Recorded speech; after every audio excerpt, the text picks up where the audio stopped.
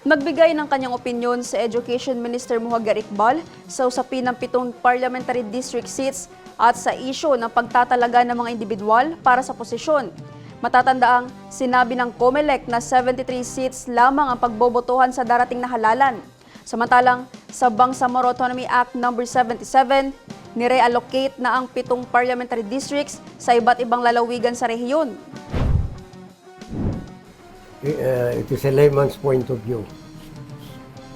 But marami akong nakausap ng mga lawyers.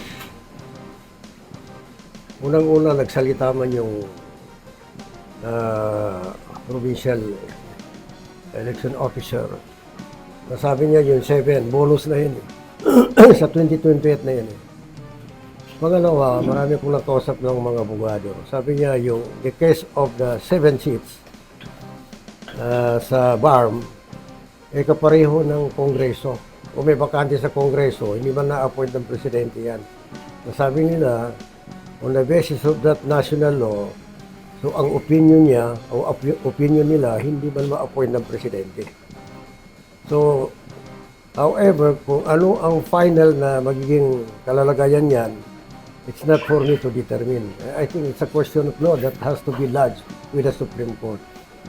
So ito ang aking personal na pananaw on the basis ng mga nakausap ko ng mga abogado.